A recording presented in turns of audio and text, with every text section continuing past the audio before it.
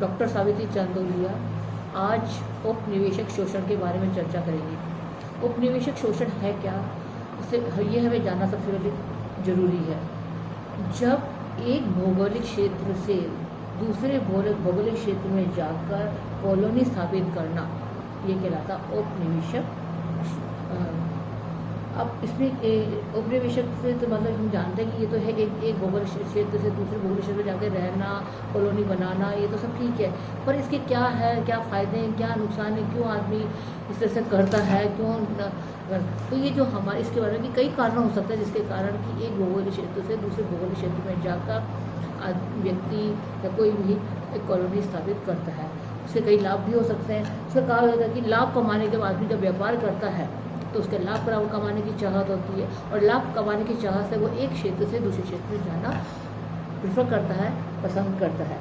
उसके बाद ये होता है कि कभी कभी ये कहता है कि वहाँ पर कोई एक ऐसी चीज़ होती है जहाँ का वहाँ पे ऐसी कोई क्वालिटी, उस क्षेत्र की कोई क्वालिटी होती है, उस क्वालिटी के द्वारा जो हमें एक अच्छा प्राप्त होने होता है, एक लाभ प्राप्त करने वाला होता है। ये भी एक कारण होता है कि एक भौगोलिक क्षेत्र से दूसरे भौगोलिक क्षेत्र में जाकर अब व्यक्ति अपनी कॉलोनी स्थापित करता है।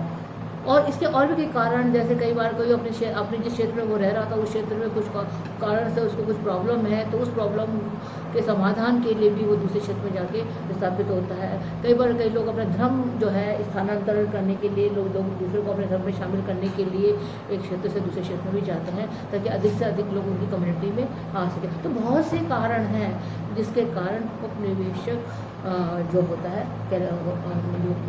उपनिवेशक किया जाता है।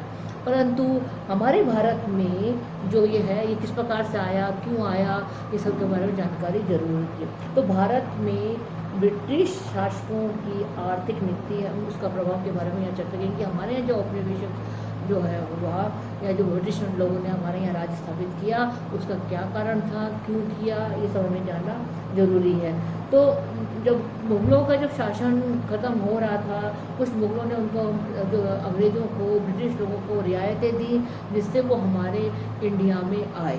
और हमारे इंडिया में स्पेशली जब प्लासी और बक्सर का जब युद्ध हुआ उसके बाद हमारे यहाँ पे लोगों ने बंगाल में सबसे पहले उन्होंने अपना एंटर किया और वहाँ पे अपना अधिकार जमाया। ब्रिटिश शासकों ने, ब्रिटिश लोगों के द्वारा लोगों ने हमारे यहाँ किया। उनका मेन कारण क्या था? उनका मेन कारण था अधिक से अधिक लाभ प्राप्त करना, क्योंकि हम जानते हैं कि हमारा जो भारत है वो एक समय सोने की चिड़िया कहलाता था, हर तरह से संपन्न था। तो ऐसी स्थिति में कौन उसका फ़ायदा उठाना नहीं चाहेगा। तो ब्रिटिश लोगों ने भी, हमारे शासकों ने भी हमारे यहाँ पे इस चीज़ का फ़ायदा उठाया और वो किसी न किसी रूप से हमारे देश में एंटर हुए। तो सबसे पहले तो उन्होंने मुगल शासकों ने जो उनको रियायत दी उसके द्वारा वो हमारे देश में उन्होंने प्रवेश किया। उसके बाद बक्सर की लड़ाई और प्लासी युद्ध के बाद उन्होंने बंगाल की समृद्धि पर अपना अधिकार स्थापित किया।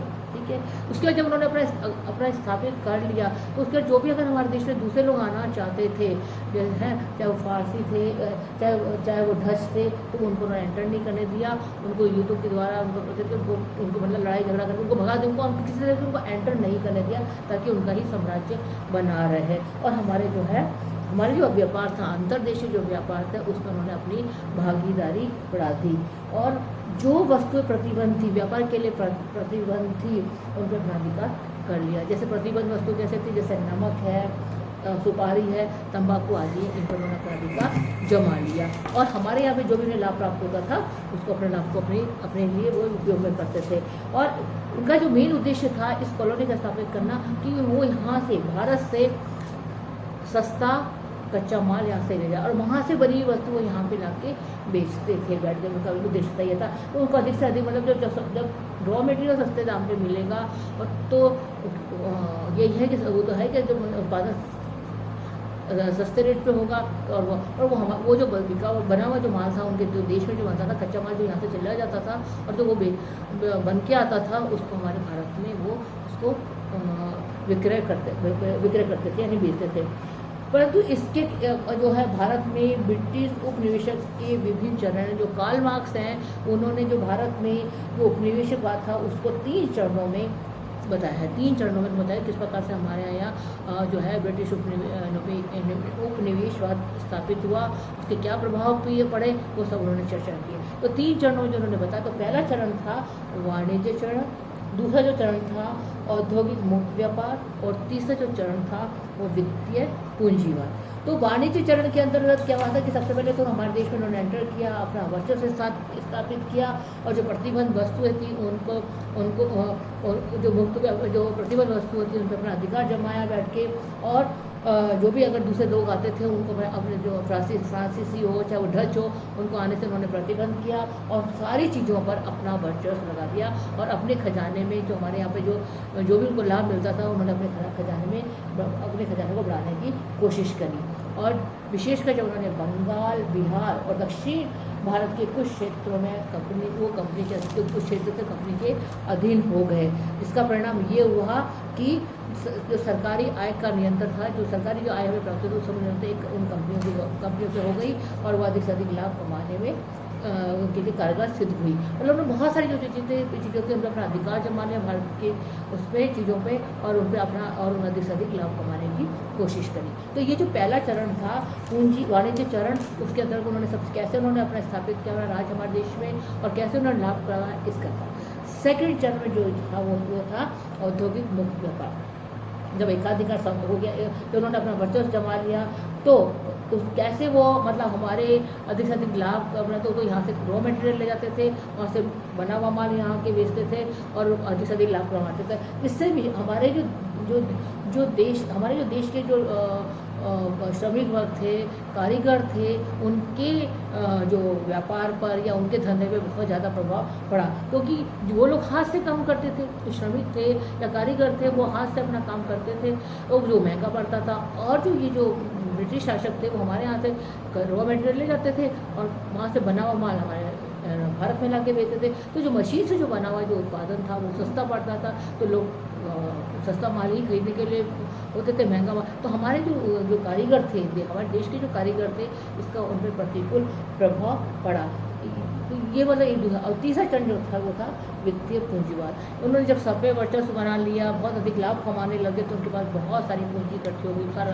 पर हमारे जो देश के जो श्रमिक वर्ग था उन्होंने इसका विरोध किया, वो एक संगठित हो गए। तो अब उनको ये लगा कि अगर ये संगठित हो गए तो हमारा तो नफ़ा नुकसान सब चला जाएगा। तो उन्होंने क्या किया, जो लाभ कमाते थे उसको हमारे देश में ही उन्होंने इसको इन्वेस्ट करना शुरू कर दिया। और वो किन क्षेत्र में उन्होंने इन्वेस्ट किया, जैसे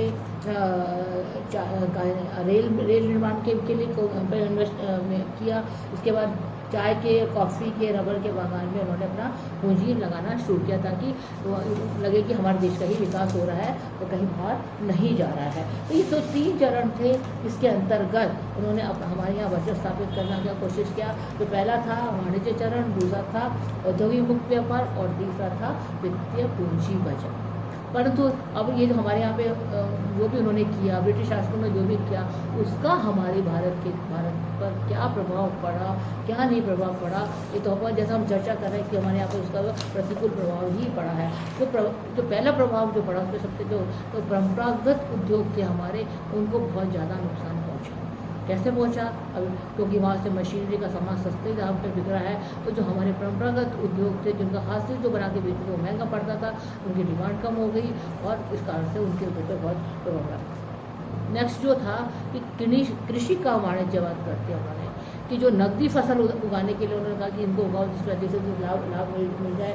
और मतलब उनको इसके कारण क्या होता है, जो श्रमिक जो है बैठ के, और जो मजदूर थे या श्रमिक थे जो कृषि करते थे, उनको इसको उगाने के लिए महाजनों से, किसी से भी पैसा उधार लेना पड़ता था, और जब उन्हें लाभ नहीं मिल रहा था तो उनके वो ऋण के बोझ से दबते गए। तो मतलब बहुत कृषि जो है कारीगरों के अलावा कृषि के में भी बहुत ज़्यादा प्रभाव पड़ा। और जो हमारे यहाँ था कि जो एक देश हमारा स्वावलंबी था, आत्मनिर्भर था, उस पर बहुत बुरा प्रभाव पड़ा। वो उन लोगों के अधीन हो गया, चाहे वो कृषक हो, चाहे वो परंपरागत जो कारीगर हो, उनके उस पर बहुत बड़ा। और ये हुआ कि सब या तो ऋण के बोझ से हो गए या हमारे उद्योग धंधे चौपट हो गए। तो मतलब हर दृष्टि से अगर हम देखें थे कि जो हमारे ब्रिटिश शासकों ने हमारे देश पर बहुत बड़ा शोषण किया, जो हमारा अस्तित्व था उसको उन्होंने समाप्त करने की कोशिश करी थी। मतलब एक जो सोने की चिड़िया जो कहलाता था हमारा देश, वो सोने की चिड़िया से आके हर आदमी व्यक्ति मतलब किसी न किसी उसमें दबाव में आ गया और वो अपने हिसाब से अपना काम नहीं कर पाया। तो यह है कि एक व्यापार में जो एक आदमी अपने हिसाब से काम करता, अपनी योग्यता के आधार पर जो काम करता, अपनी कैपेसिटी के आधार पर जो काम करता, वो वहाँ पे समाप्त हो गई। ब्रिटिश शासक जैसा चाहते थे वैसा ही उनको करना पड़ता था। तो हमारा देश, हमारे जो लोगों पर इसका बहुत प्रतिकूल प्रभाव जो ये उपनिवेशवाद था हमारे देश पर। तो एक अगर हम बात करेंगे, जब हमारे यहाँ अर्थव्यवस्था में कोई कोई भी आता है और वो अपने हिसाब से काम करता है, तो जो जिसके अधीन वो काम जिसको अपने अधीन में काम रहता है उसके तो प्रतिकूल प्रभाव पड़ता ही, जब तक अगर उसके बारे में वो ना सोचे।